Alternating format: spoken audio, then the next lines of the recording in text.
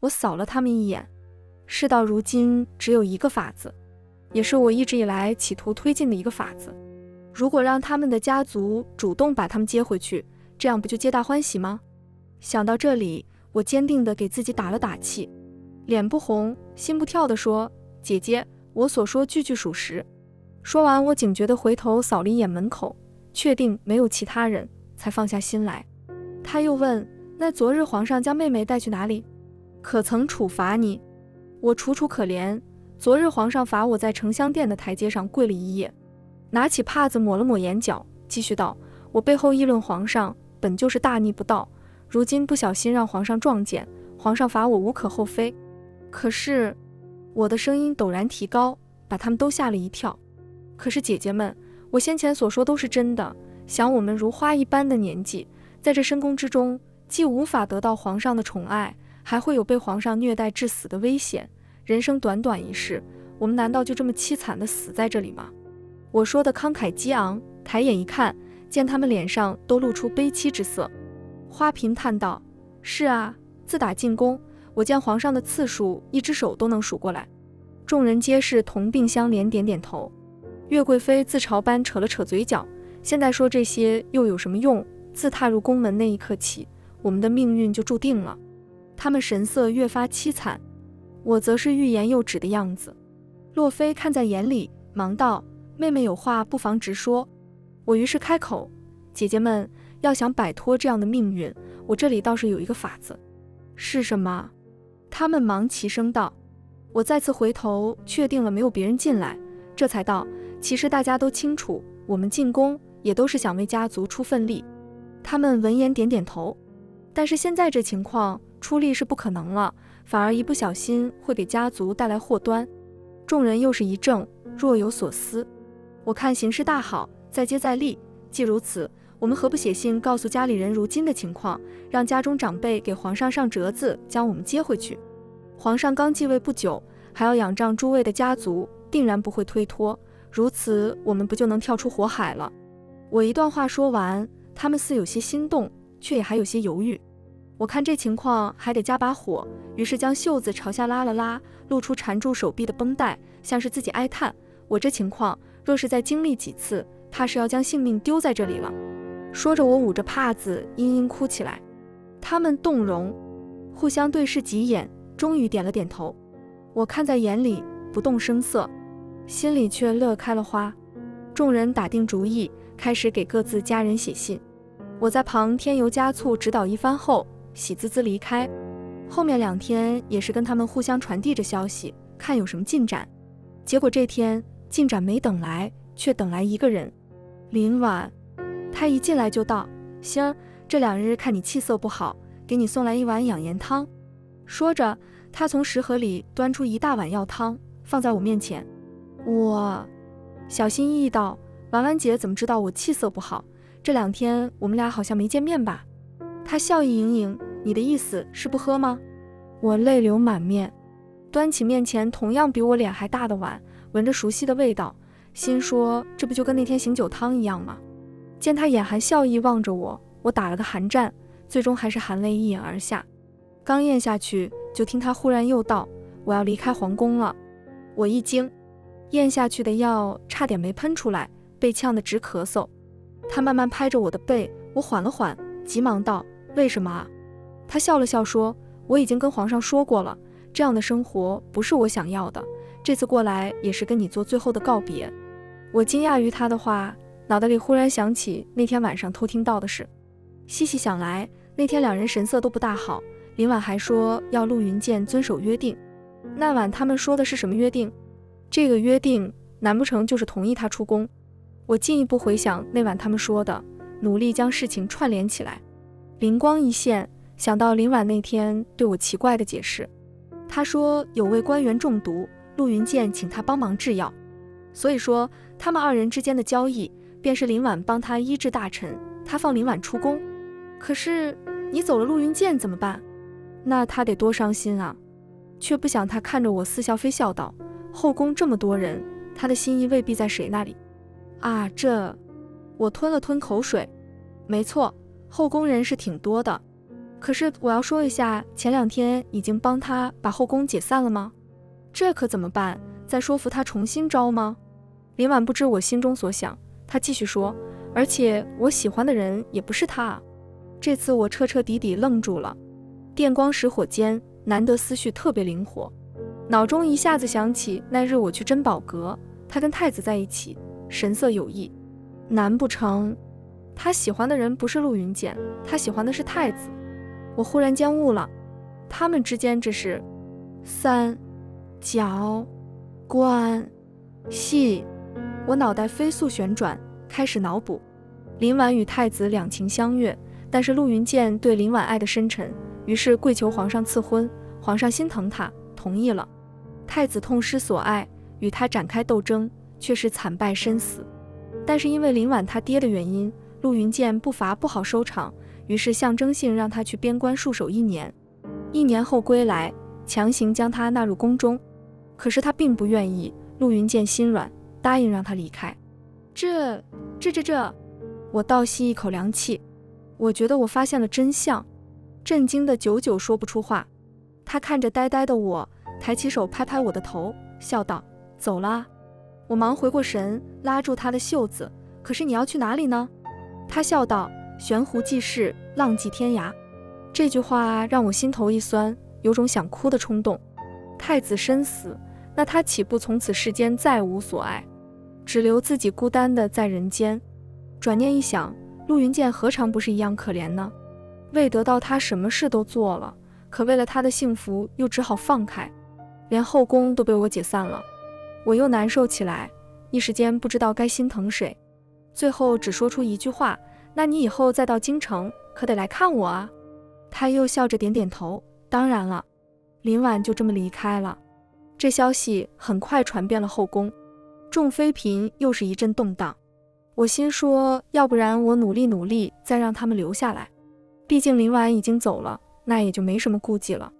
结果我还没出手，就见花嫔匆匆来找我。她哭着对我说，连最受宠爱的皇贵妃都忍受不了离开了，妹妹所言果然不错，反而坚定了他们走的决心。看着她信任的小眼神，我也没好意思说出来，那都是我造谣的。还有一个原因就是，我心里记挂着陆云剑，也没有太多心思应付他们。林婉走了，不知他会如何难，毕竟这么多年的感情，我竟有些心疼，还是决定去看看他。我到他所在的太和殿，进去之时，他正在看奏折。走过去，他抬头看了我一眼，又低下头去，看起来不像难过的样子。我叹了口气，心想他必定是将难过藏在心里，才装作若无其事。我于是更加心疼，开始没话找话：“你在看什么啊？”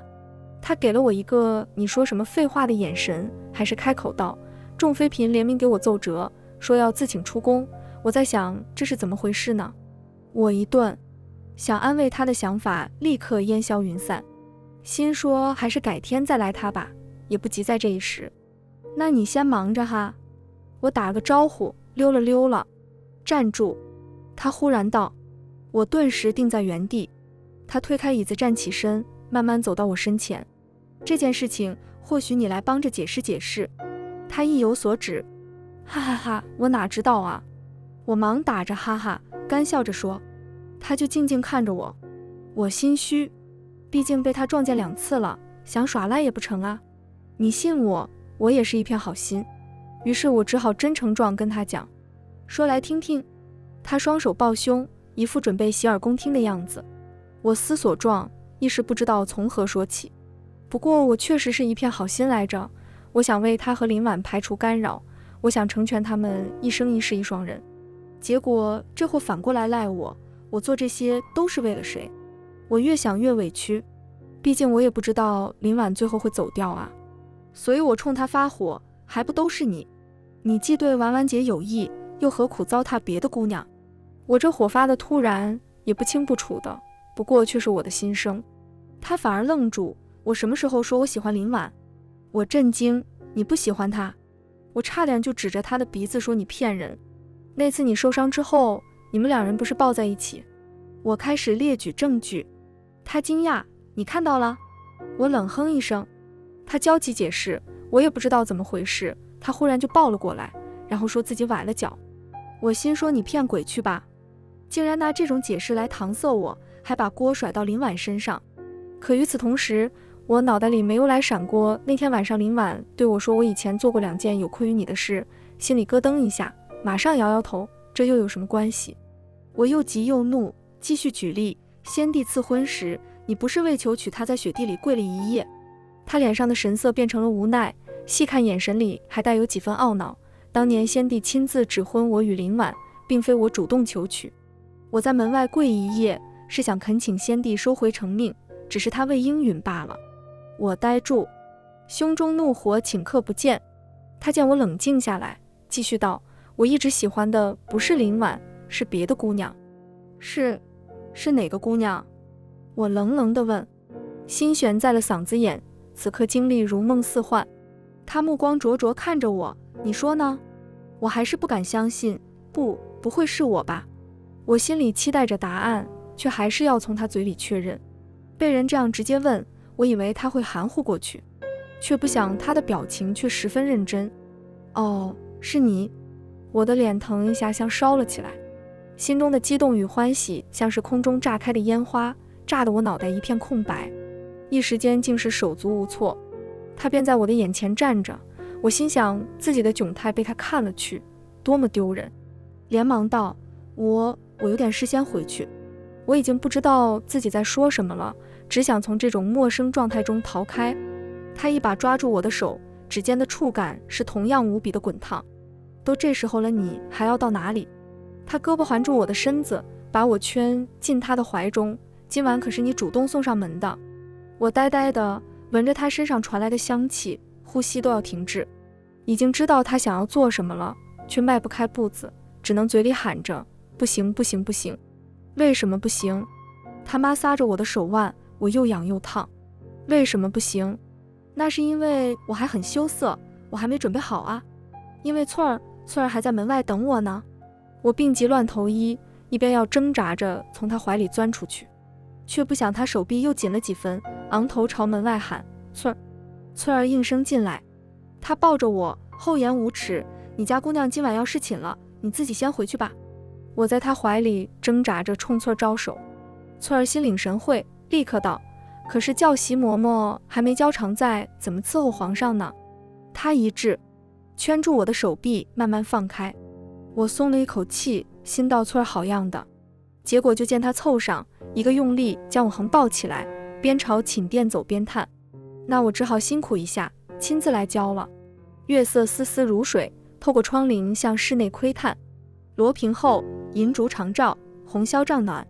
春宵一刻，谁盼天明？番外一，没有如果。我叫陆云剑，是宫中最不受宠爱的四皇子。我的母妃因生产我而死，皇上便将罪过怪到我头上，这就是我不受宠的原因。也是因此，我在宫中过得并不好，上至妃嫔下到宫人，他们理所当然轻贱我，虽非刻意，却也习以为常。因为他们都知道，在这宫里没有肯为我主持公道的人，包括后宫之主皇后。我在宫人们嚼舌根时听到过，皇后貌似与我母妃不和，所以她更不会管我。尤其是当我长得越来越像我母妃之后，那日上元节晚宴，我第一次遇见那样一个姑娘。别的姑娘都是小心客气，不要失了礼，这姑娘却想拿宫里的点心喂她的兔子。身在尔虞我诈的宫苑宅门，她的天真简直让人难以置信。听说她还是太傅家的女儿，我很好奇太傅怎么教养的她。晚宴后，我如往常一样自己离开，来到据说是我母妃最喜欢的梅树下。此时上面挂满了玲珑的花灯，映着皑皑的白雪和鲜艳的红梅，如梦似幻。我没想到自己竟然又遇到了她，我更没想到自己竟然会跟她打起来。那时我听到小宫女背后说我母妃才跳了出去，当然了，也怀着吓她一跳的心思，却不想没有吓到她，反倒把她的琉璃灯打碎了。她一下就扑了上来，反倒把我吓了一跳。接着我被她摁在地上，我心里怀着对弄坏她的灯的愧疚，便没怎么出手。是我没出手才被她打趴下的，并非我打不过她。大人们很快就过来了，皇后让我给她道歉。若是只有我们两个，我给她道歉也没什么，毕竟是因为我的原因他的灯才碎的。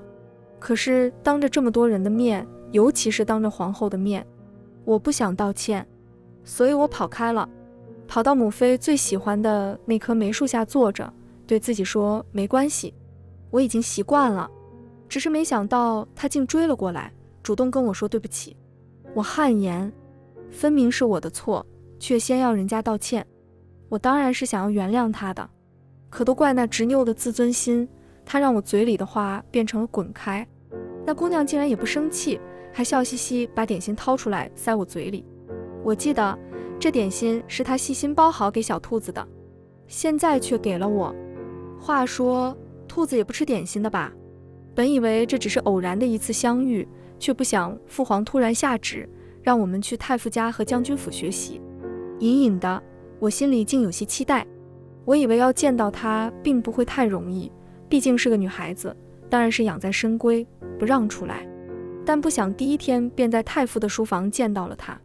太傅还煞有介事向我们介绍，我这才知道他叫宁心。我的目光总是不自觉放到他身上，我也总是不自觉找他的茬。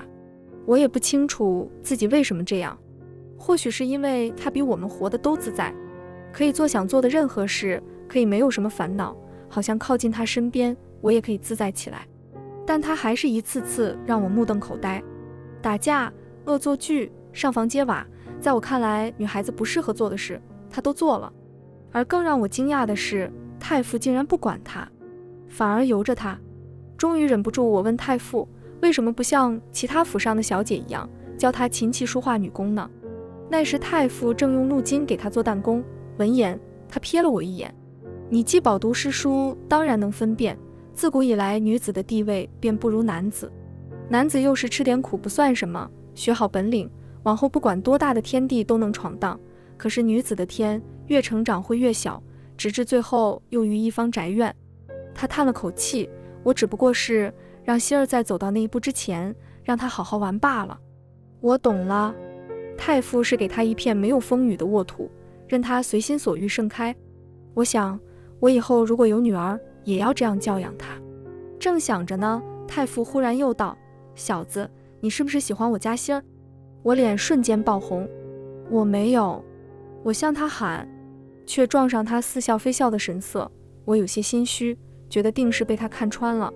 结果就见他走过来拍了拍我的肩膀，似是自言自语叹道：“想娶我的希儿的话，凭现在这样可不行啊。”说罢径直走了，留我一个人待在原地，久久无法平静，心里却忍不住想，这样不行的话，要怎样才行呢？我开始努力。跟太傅谈过之后，我下意识开始努力，不只是诗书，还包括骑射。内心里说我并不是为了宁心，我只是自己想努力而已。那日父皇兴起，要抽查完我们的学业，印象里我已经许久不见父皇，他也从不召见我。这次相见，我以为自己会紧张，没想到心里更多的是漠然。但我的努力可没有白费，对他的问题我都能回答得上来，虽然还是比不上太子，可比起其他几个兄弟可是好上太多。我心里是憋着一口气的，是你们是轻贱我，但我也不避你们的高看。然而等所有人都问完之后，父皇却单独将我留了下来。我不明所以，你长得越来越像你母妃了。他沉默了一会，看着我的脸忽然说。我低着头，嘴角露出一丝嘲讽，听说你最近很努力。他似漫不经心问我，儿臣只是做了应该做的。我说，呵，应该做的。他笑了一下，你很聪明，继续保持，不要辜负父皇对你的期望。说完，他拍拍我，自顾自向前走去。我向他行礼，同时思索他究竟是什么意思。期望？他什么时候对我有过期望？从我生下来就对我不闻不问，现在却又说什么期望？反正我是不信的。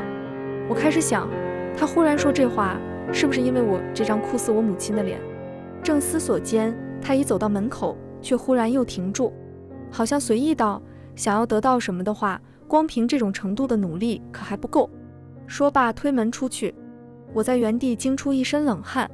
他知道了，而且他这是在点我吗？就在这时，我猛然意识到，能决定我的命运的人，自始至终还是他。他能决定任何人的命运。我只有一个疑惑，他为什么选中我？他对我的宠爱日渐明显，这从宫人和嫔妃们对我的态度就看得出来。不过我也不在意，渐渐的，我也终于明白他为何忽然对我这样。因为太子，因为他不信任太子。太子的势力日渐壮大，听说还与将军林升勾结，让他产生了危机，所以他想要找个人来制衡太子。最终他选择了我，并非因为我努力，并非因为我长得像母亲，只是因为我有所求，所以他选择了我，而我别无选择。在将军府的学习继续，但是那天宁馨忽然失踪了。早上他跟我们一起来的将军府，但等我们训练过后，却始终不见他人。问过将军府的下人，都没人见过他。众人慌了，开始四散去寻，最终是我在将军府后院的梧桐树上找到了他。找到他时，他正趴在树上大哭。我松了口气，心里却也有些好笑，还以为这姑娘胆大包天呢，却不想她也会害怕。傻姑娘，你怕什么呢？我让她跳下来，她竟然真的跳了。这种毫无保留的信任让我心中一暖。等到她伏在我背上，在我耳边细细说话时，我便知道，为了得到这姑娘，我什么都愿意做。回去后，太子问我怎么会知道她在那里的，我心想，怎么会不知道呢？我曾经好多次看到她盯着那棵树，好多次听她谈到上面的鸟窝，只是你们都没在意罢了。太子说的不错，我确实整日里注意着她。父皇对我的恩宠越来越不加掩饰，我也看得出太子对我的眼神越来越忌惮，这本就是父皇想要的。偏在这时，随着我们年岁渐长，宁馨不能像小时候一样随便出来了，这也合情合理，毕竟男女有别，我们也不再是小孩子。恰如太傅所说，男子的天地是越成长越有驰骋的空间，而女子的天地是随着年长逐渐变小的。道理我都知道，但是我心里却十分想他。于是那天晚上，我悄悄地来到了他的窗外，本想只是静静在这里站一会儿的，可是手却鬼使神差敲了上去。是谁？只是听到他的声音，我的唇角便不自觉扬起。是我。我说，我期待着见到他的样子，多日不见，他过得还好吗？窗户很快打开，他像平日里一样精气十足，但看到他的一瞬，我的脸一阵发热。这姑娘竟然穿着小衣便走了出来，她自己也很快意识到了，飞快进屋披了件衣服才折回，脸蛋红红的，煞是可爱。我胸中欣喜的暖流再也抑制不住，所以我几乎是情不自禁问她，我们和好吧？她呆呆地看着我，在夜色里，她的眸光像天上的星星一样亮。可是我还是没等到她的回答。要问我在那天最想杀死的人是谁，答案是翠儿。但是我跟她约定了下次见面时再听。可是谁也没想到，下次见面竟然是那么遥遥无期。我被封为安王，并被派遣出去平乱。父皇的身体日渐不行，可越到这时候，他的疑心反而就越重。他越来越防着太子了，否则为何不派林将军去呢？我知道他派我也不是信任我，只是因为我孤家寡人，身后没有外戚支持罢了。叛乱很快被平定，但我也不小心受了伤。在养伤期间，我一直等他来探望我，却不想等来了林婉。我们随便聊了一会儿，他今天的状态有点奇怪，但我心里着急，没有多想。林婉走后，我继续翘首以盼。我喜欢的姑娘，你怎么还不来看我啊？第一天、第二天、第三天，他都没有来。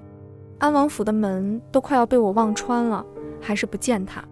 第四天，父皇召我和太子入宫，说要给我们选妃，说是密谈，其实只是告诉我们，太子娶宁馨，我娶林婉。我在宫门前跪了一整夜，跪到身体麻木，跪到晕倒在雪地里。最后父皇只对我说，到我这个位置，翻手便能决定他人的生死。我知道他这是逼我去争了，既然这样，那我就争给你们看。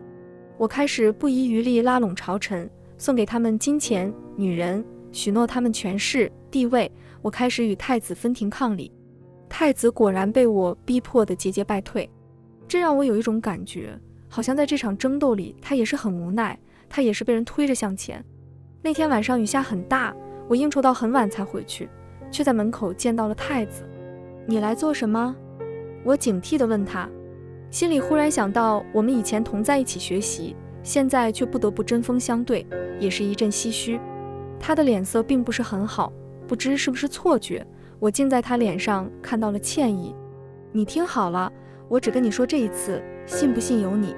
他吸了口气，忽然说道，宁馨身上被下了毒。你说什么？听见这话，我再也无法淡定，死死盯住他。他转过身，避开我的眼神，你可以去问问宁馨，她最近是不是经常头晕就知道了。我飞身骑马就走。派人日日关注太傅府的我，自然是知道最近太傅府是请过太医的。太子出现在这里的目的，他的意图，他告诉我这些的原因我都不去想了。我只想知道宁馨会不会头晕。我如那日一样敲打他的窗，好一会儿他才打开。我看着窗子另一边的他，多日不见，她好像憔悴了不少，再也不是那个满身活力的姑娘了。我心疼如刀割，她焦急地拉我进屋，我一把抓住她的手。她问我怎么了，我却迟疑着难以问出口，因为我害怕自己听到的是不想听到的结果。可最终我还是问了出来。听她漫不经心说是有点时，我知道自己最害怕的事情发生了。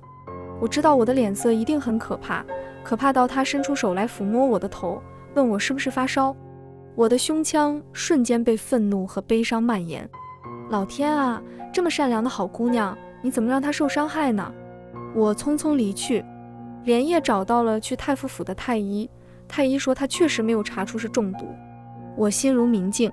是啊，如果随随便便就查得出，随随便便就能解的话，他这毒下的还有什么意义？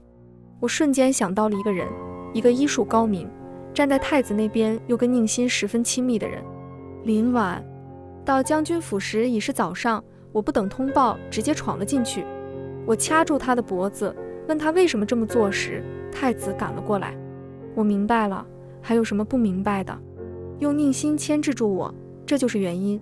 所以为什么他会中毒啊？因为我喜欢他，害他的人竟然是我。我退出，你把解药给宁馨。我说，我本就不想得到皇位，我只想要宁馨。可是太子竟然笑了笑，说没有解药。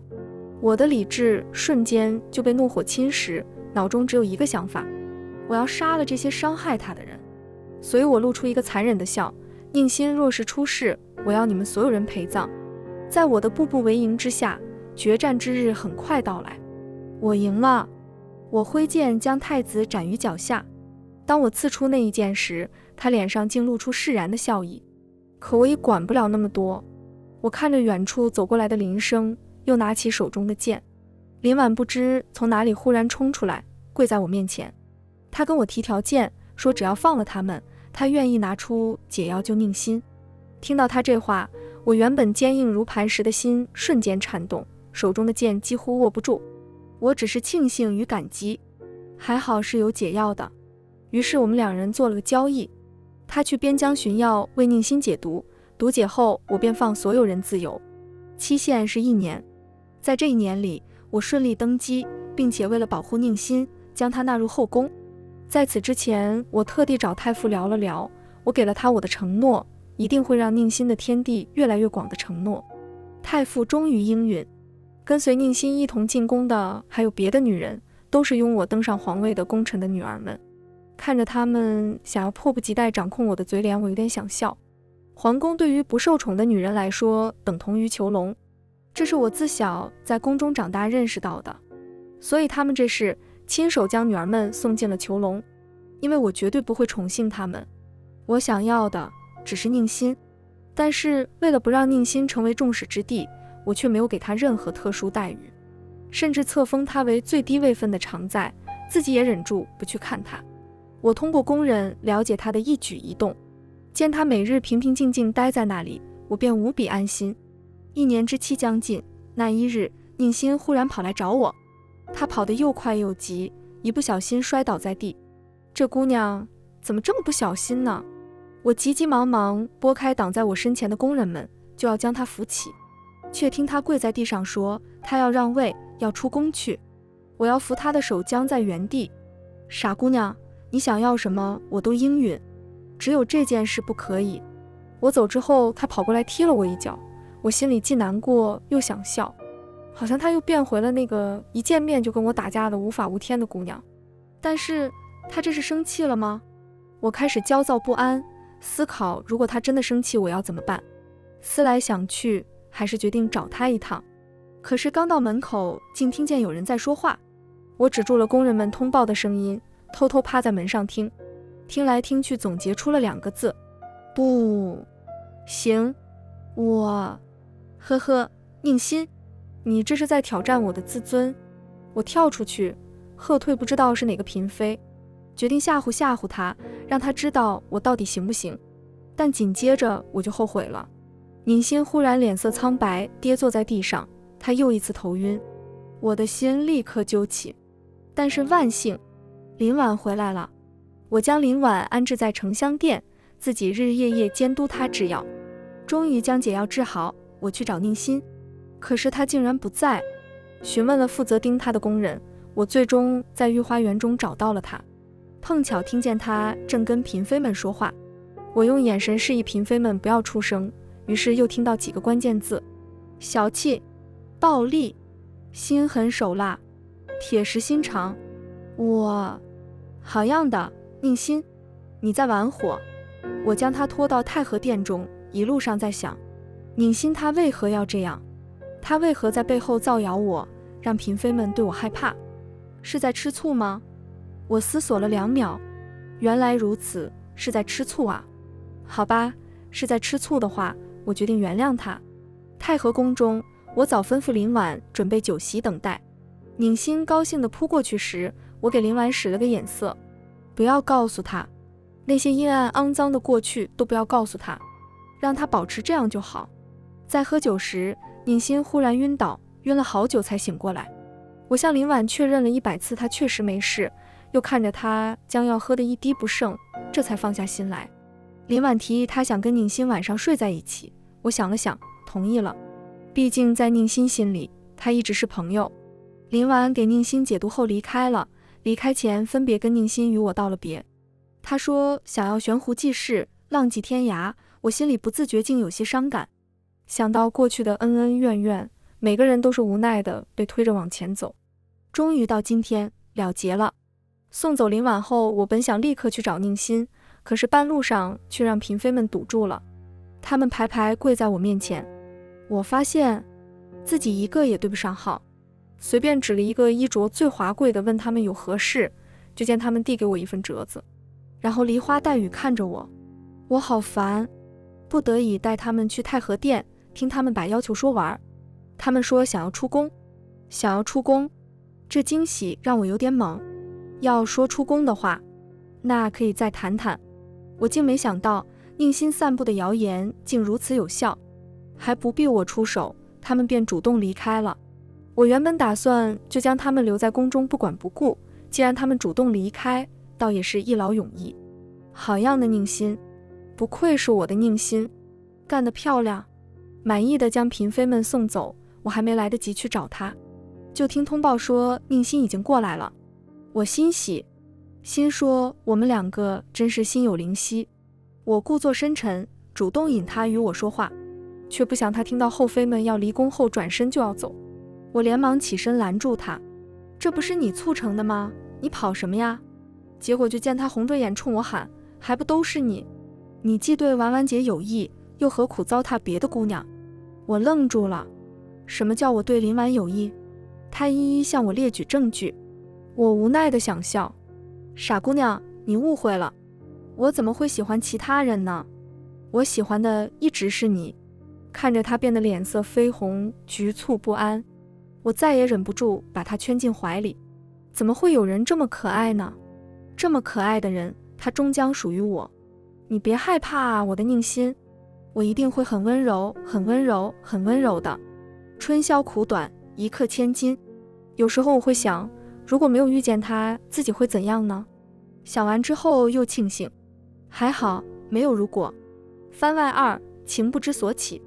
我叫林婉，是威武大将军林升的女儿，我爹是当朝皇后娘娘的表哥，所以我跟皇后娘娘也有沾亲带故的关系。我爹跟皇后娘娘做了个交易，只要他助太子成皇，那我便是将来的皇后。因此我从小便被告知，我们所做一切都是为了太子，甚至包括对我的培养，琴棋书画，礼教女工，所学精通，只是为了配得上太子。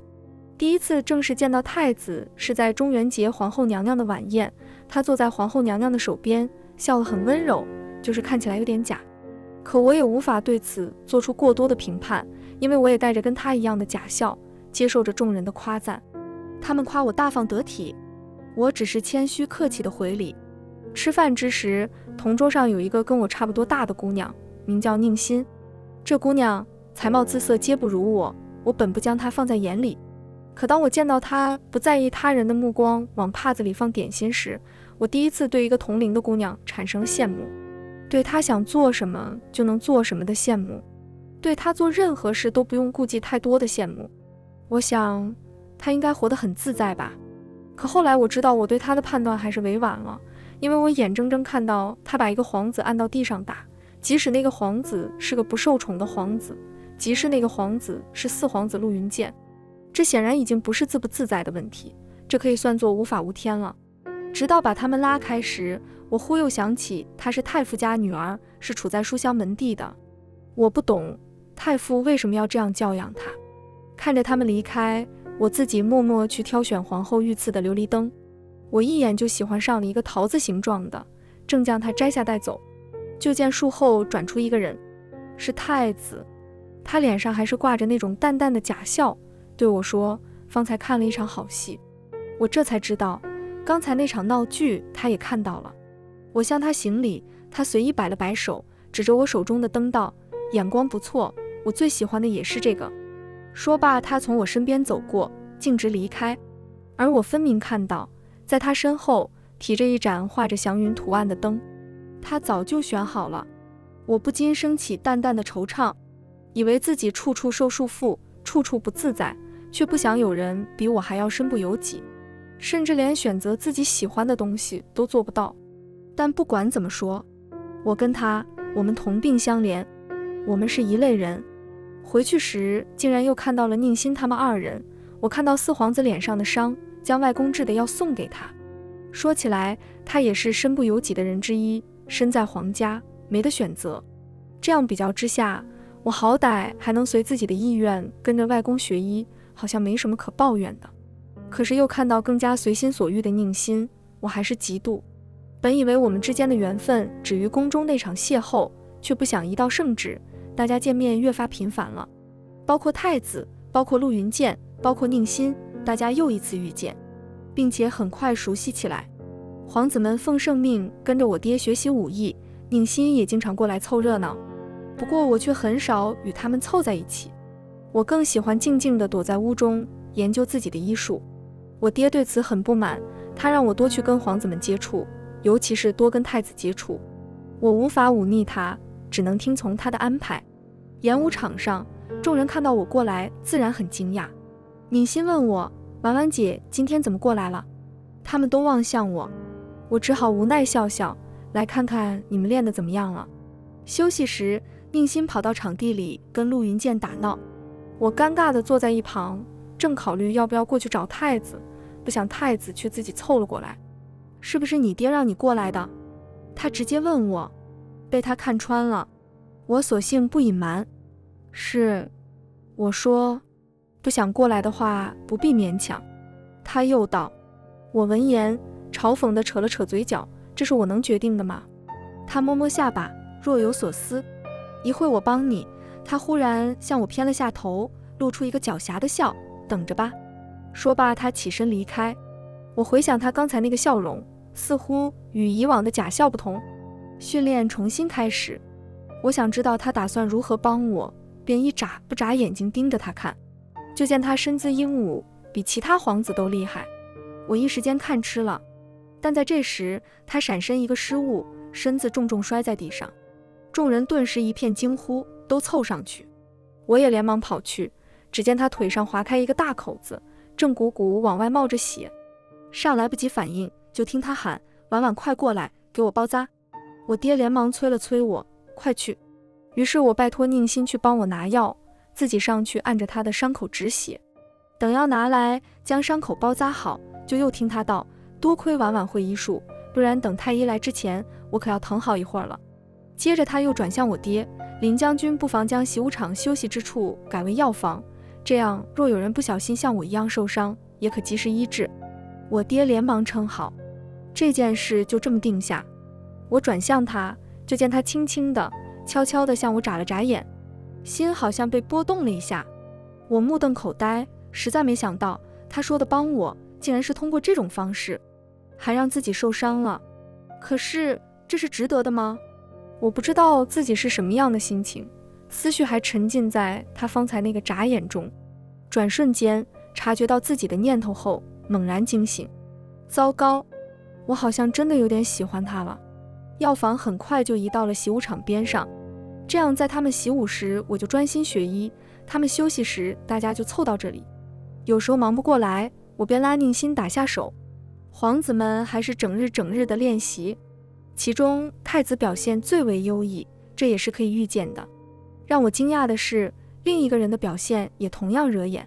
陆云剑，他几乎比得上太子了。我很好奇，他在宫中默默无闻，不争不抢那么多年，现在突然展示自己的野心，他是找到什么想要守护的东西了吗？答案很快就揭晓，是宁心。那日宁心失踪，引得全府的人去找，是陆云剑最后在树上找到了他。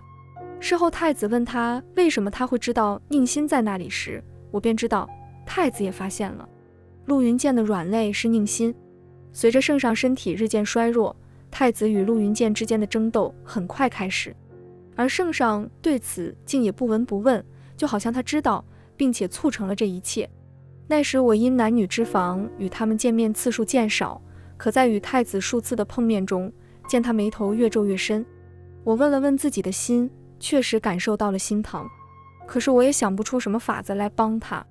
直到那日他主动来找我：婉婉，我要做一件卑鄙的事，但我不确定这件事可不可以做。他对我说：什么？我问。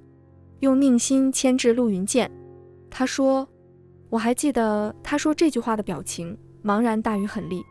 他自嘲着说，大家都羡慕我生来即是太子，我自己却根本没得选择。于是我帮他做了选择，我给宁心下了毒，一种我自己配制的，世界上只有我能解的毒。这是我对宁心所做第一件愧对他的事，因这事我心中无限悔恨，以为会止步于此，却不想很快又对他做了第二件。那时陆云剑越发受圣上器重，圣上甚至将他封为安王，遣他出兵平乱。等他回来时，我听说他受了伤，于是我去探望他。实际我想多探听一些他的消息，然后告诉太子，却不想他羞涩地告诉我，他想向宁心提亲。可惜我那时感受不到他的喜悦，我心里只有危机。如果他向宁心提亲了，是不是意味着太傅会倒向他那边呢？太傅是文人之首，影响力举足轻重，我要想办法阻止。刚巧我看到宁心从他身后过来，所以我故意扑到他怀中，见宁心扭头走掉，才慢吞吞爬起。他吓了一跳，问我怎么了，崴到脚了。我淡淡地说，皇宫中忽然传来消息，要为太子与安王选妃。我猜测圣上这是何意，却很快有了结果，我要嫁给陆云剑了。那天晚上太子来找我，他对我说，圣上怕我母族势力过大，陆云剑没有母族支持，圣上这样做是为了平衡势力。我惊奇地看着他，我知道，我一直懂的，我只是奇怪他为何特地跑一趟来向我解释呢？但是我没有多问，我怕问了之后会得到一个让我失望的结果，就让我保持这个错觉吧，就让我错以为他也是喜欢我的。我爹对这门婚事十分不满，他先前做了那么多，就是为了让我嫁给太子。可是现在谁也无法更改了。婚期渐渐临近，那日我去珍宝阁挑选首饰，却意外撞见了他。他手里拿着一只簪子，看到我他也是惊讶，随后他笑了笑，淡淡说，这要巧啊。我点点头，也笑了。是啊，太子哥哥。我说。我们之间的气氛变得沉默。实际上我还想跟他说说话，问问他最近过得好不好。可是我知道，若我开口的话，所造成的后果可能无法挽回，我只能沉默。这时他忽然道，往后一段时间都待在家里，别出门。我与陆云剑的争斗快开始了。我一惊，看向他，他见我望过来，扯了扯嘴角。婚期将近，陆云剑怎么可能眼睁睁看着宁馨嫁给我呢？我想也是，陆云剑就是这样的性格，偏执又疯狂，能制住他的只有宁馨。那太子哥哥有什么打算？我问。我在等。他说着，脸上竟然又浮现出一阵茫然。我看得出来，他心里有了他不想做但是不得不做的打算。他与陆云剑之间终有一战，成王败寇的道理，他懂，我也懂。婉婉，他唤我一声。我望向他，他犹豫着说，如果我胜了，你愿不愿意？他的话戛然而止，我回头看到了宁馨。这时宁馨已经走了进来，互相对视一眼，我们的神色都有些尴尬。他顿了顿，好像向他解释，本想挑几件首饰送给馨儿，却不想刚巧碰到林姑娘。林姑娘，我现在确实也只是林姑娘了，可是相比起这个称呼，我更在意他方才的话。他想问我愿不愿意什么。当我爹带给我朝堂动荡这个消息的时候，我一点也不意外。正如那日在珍宝阁与太子分析时所说，陆云剑是等不到宁馨出嫁的，他一定会在大婚之前采取行动。所以现在朝堂人心惶惶，而我身在闺中却也无法安定。我总是止不住想，如果太子输了会怎样呢？想到后果，我实在无法心安。但同时我也知道，已经没有退路了，前方非生即死。昨夜下了大雨，这天早上陆云剑忽然闯了进来，激动地问我给宁馨吃了什么东西。我知道了，太子的应对开始了，那我更不能给他拖后腿。于是我坦然道，哦，我给他下了毒。他猛扑过来，掐住我的脖子，像一只发疯的野兽，冲我大喊，你疯了，关他什么事？我冷笑，想说关他什么事，因为你喜欢他。可是我现在被他掐着，说不出话。我毫不怀疑他会直接将我的脖子掐断，不过无所谓了，我做了亏心的事，是我活该。就在我喘不过气来时，从旁冲出一人，给了他一拳。他一个踉跄将我放开，那人抱住我，轻声问，没事吧？定了定神，我才认出是太子。陆云剑也站了起来，他红着眼睛问，你确定要用这么卑鄙的手段吗？不知是不是错觉，他高大的身影竟平添了几分脆弱。太子笑了笑，是你先要抢我的皇位啊？陆云剑立刻道，那我退出，你把解药给宁馨。听到这话，我松了一口气。我们当初所作想要得到的就是这个结果，但让我意外的是，太子就在此时开口，没有解药。他说。我惊讶地看向他，怎么可能没有解药呢？解药虽难寻，但我肯定就在边疆，花费些时日总能找到的。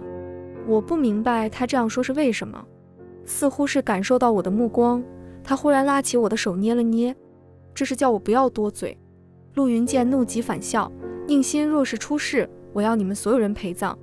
说罢他就离开了，而我看向太子，迎着我的目光，他轻轻一笑，嘿，这手段果然还是太卑鄙了。我明白他的意思，如果拿宁馨威胁陆云剑，他当然毫不犹豫，但即使靠此登上皇位，也是受之有愧。他跟我一样有负罪感，他跟我一样不安，我们果然是一类人，所以干脆告诉陆云剑没有解药，激他堂堂正正比一场，赢则生，输则亡。这道理我都懂，我都知道。可是，他转过身擦擦我的眼泪，馨儿的解药你多费心了。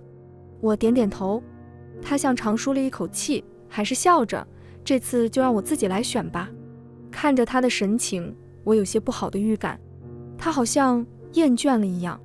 因为出生在皇后娘娘的肚子里，他从出生即为太子，没有人问过他愿不愿意。太子这个身份是阶梯也是锁链，他好像只有成皇这一条路。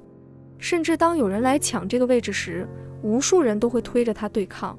他像当年无法选择自己喜欢的琉璃灯，也无法选择自己的命运。所以现在他厌倦了当太子了。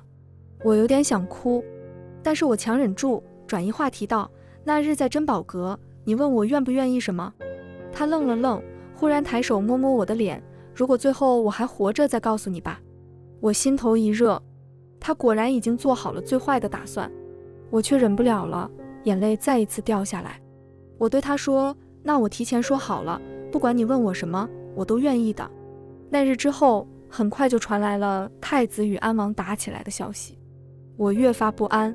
我爹已经明白无误，站在太子这边，府中整日兵将往来，给气氛平添几分肃杀。我整日从我爹那里探听形势，但是探听出的消息都是对太子这边不利，我越发焦急。直到那日看到我爹急匆匆出去，我也无法再干等着了。换上偷拿来的衣服，我乔装成我爹的一个军士，跟着他们偷偷溜了出去。战场是在城外，等我们赶到时，大局已定。太子跪在地上，陆云剑正要拿刀刺他的胸膛。不要！我声嘶力竭地喊。可是晚了，鲜血如初见时的红梅散落，我崩溃大哭。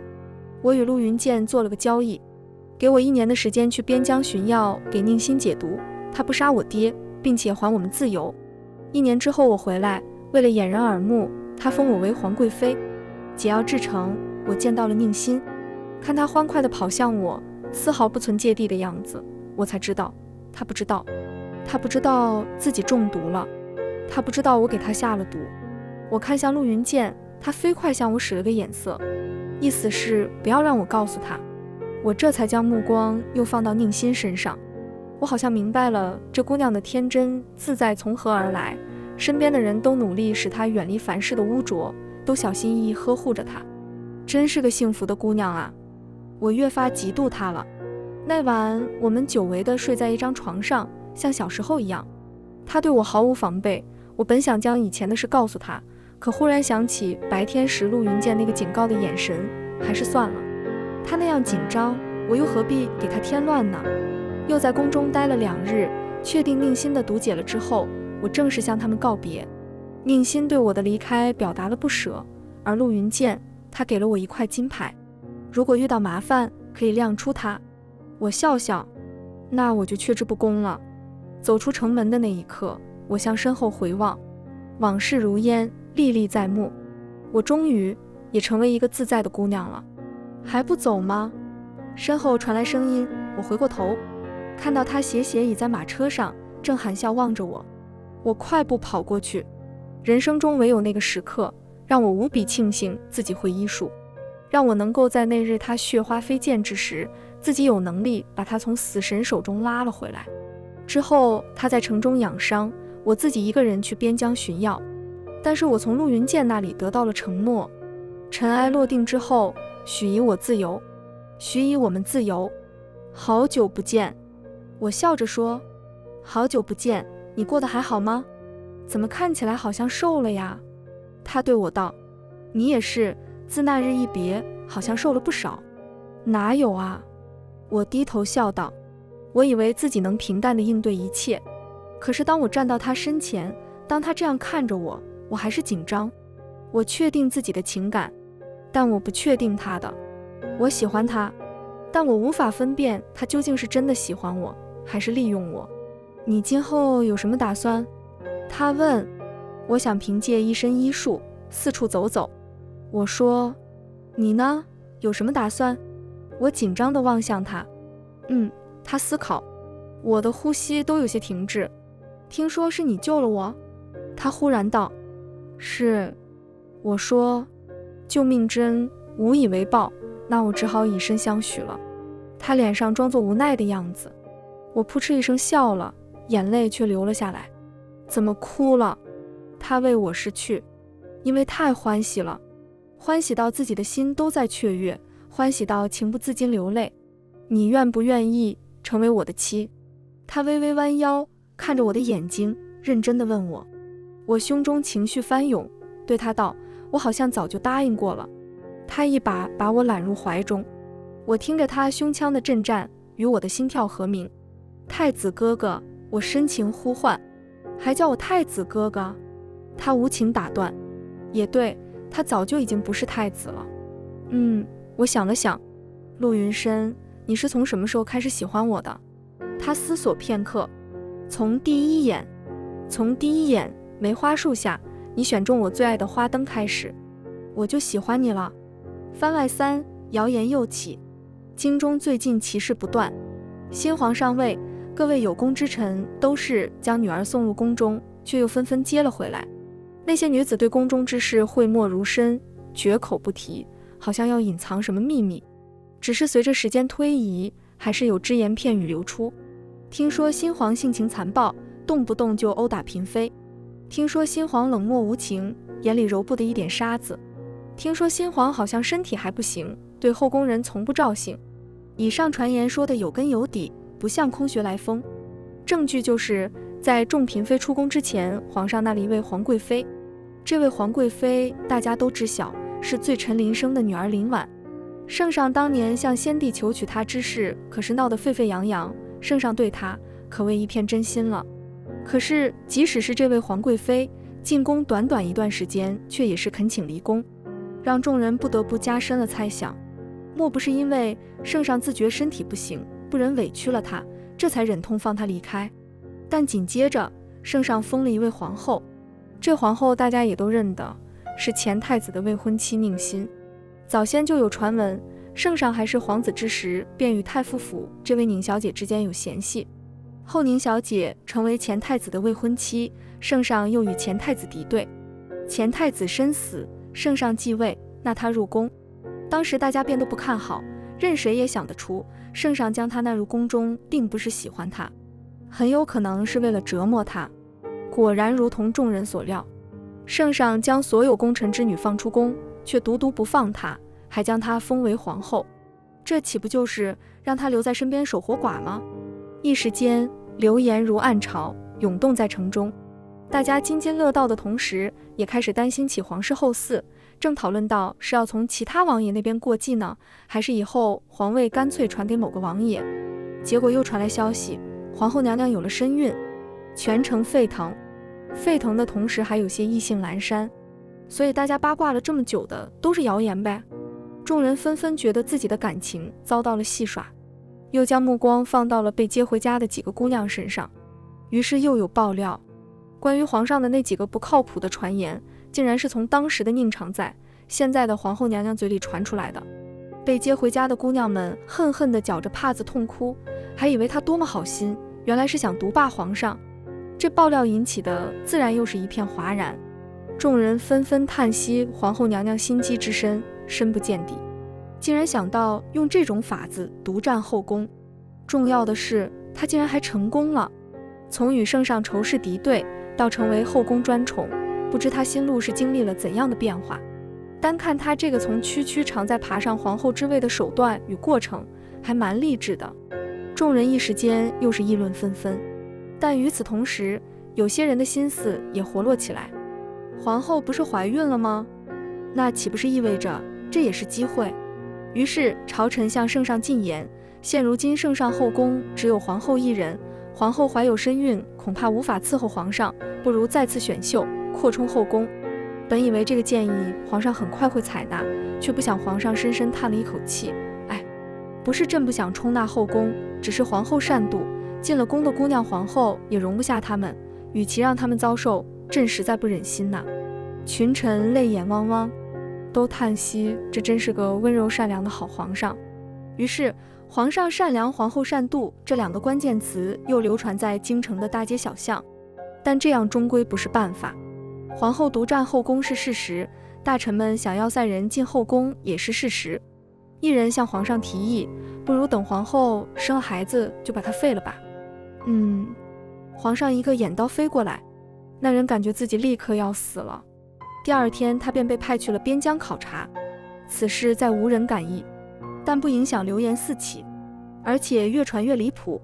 有人说皇后娘娘给皇上灌了迷魂汤，皇上除了她已经看不见别的女人。有人说皇后娘娘会媚术，才使得皇上如此鬼迷心窍，诸如此类。此时皇宫，宁馨听着翠儿给她汇报的流言，气得一拍桌子，茶杯歪倒，里面的水洒出来。翠儿正要去擦，却有一个身影比她更快，陆云剑大步走来，迅速将宁心抱开，又从怀里掏出帕子给她擦擦。有着身孕呢，怎么发这么大火呀？他一边擦一边道。宁心敲了他一下，怒道：你对外边乱说什么？谁擅妒了？陆云剑笑：你不擅妒，那我再召几个人进宫？你敢？宁心吼。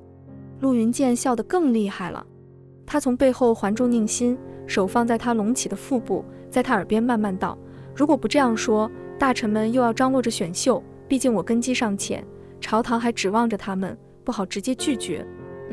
倒不是怕得罪他们，只是怕麻烦。宁心脸色这才缓和，嘴上却不饶人：哼，你拿我当挡箭牌？陆云剑搂着她，在她脸上亲了一口，磨磨蹭蹭：是啊，你可得保护好我。宁心一推他：撒什么娇？又看到他拿在手里的帕子，这帕子怎么这么眼熟？拿起来看，上好的绸缎，4个角上已摩擦起了边，中间一个樱桃的图案，看起来有些年份了。陆云剑道：这是你的啊？思绪回转，想起那年梅花树下，一个脸红红的小姑娘用帕子包着点心向他道歉。他吃了一口，好甜。全文完，皮皮听书，感谢您的观看，每天上新精彩小说，喜欢就订阅吧。